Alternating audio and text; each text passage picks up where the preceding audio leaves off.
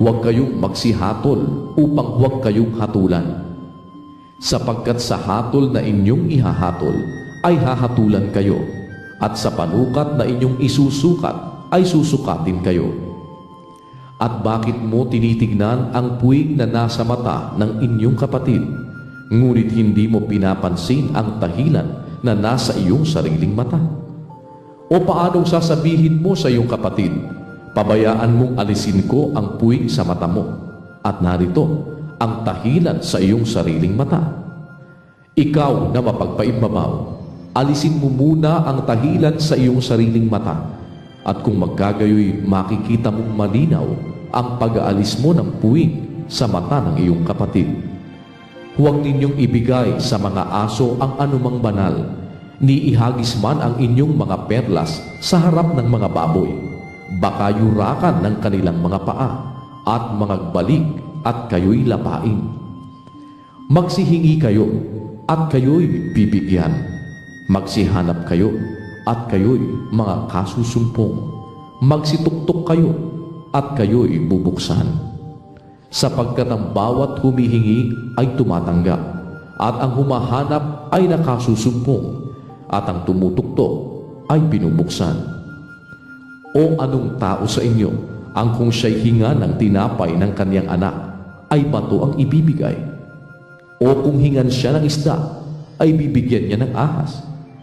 Kung kayo nga, bagaman masasama, ay marunong mangagbigay ng mabubuting kaloob sa inyong mga anak, gaano pa kaya ang inyong Ama na nasa langit na magbibigay ng mabubuting bagay sa nagsisihingi sa Kanya? Kaya nga, lahat ng mga bagay na ibig ninyong sa inyo'y gawin ng mga tao, gawin naman ninyo ang gayon sa kanila, sapagkat ito ang sa kautusan at ang mga propeta. Kayo'y magsipasok sa makipot na pintuan, sapagkat maluwang ang pintuan at malapad ang daang patungo sa pagkapahamak, at marami ang duoy nagsisipasok. Sapagkat makipot ang pintuan at makitid ang daang patungo sa buhay, at kakaunti ang nangakakasumpong noon. Mangag-ingat kayo sa mga bulaang propeta na nagsisilapit sa inyo na may damit tupa, datapwat sa loob ay mga lobong maninila. Sa kanilang mga bunga ay inyong mga kikilala sila.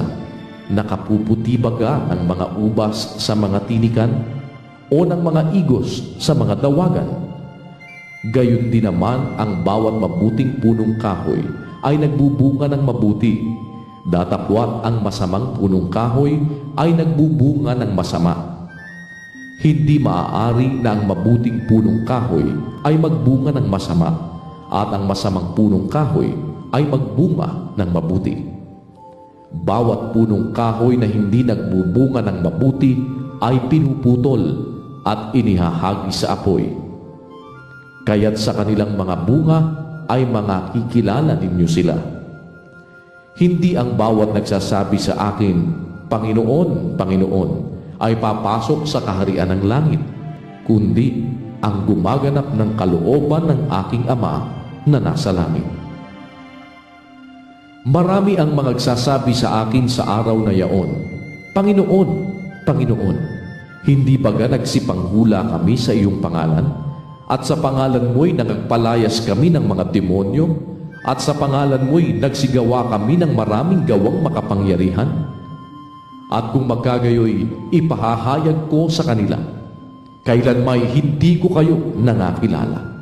Magsilayo kayo sa akin, kayong manggagawa ng katampalasanan. Kaya't ang bawat dumirinig ng aking mga salitang ito at ginaganap ay matutulad sa isang taong matalino na itinayo ang kanyang bahay sa ibabaw ng bato.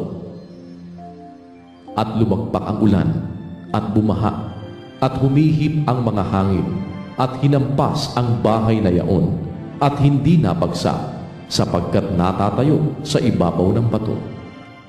At ang bawat dumirinig ng aking mga salitang ito at hindi ginaganap ay matutulad sa isang taong mangmang na itinayo ang kanyang bahay sa buhanginan.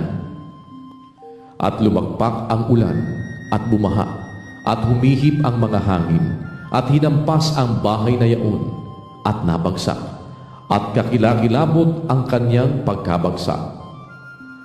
At nangyari na nang matapos na ni Jesus ang mga salitang ito, ay nangatilihan ang mga karamihan sa kanyang aral, sapagkat sila'y kanyang tinuturuang tulad sa may kapamahalaan, at hindi gaya ng kanilang mga eskriba.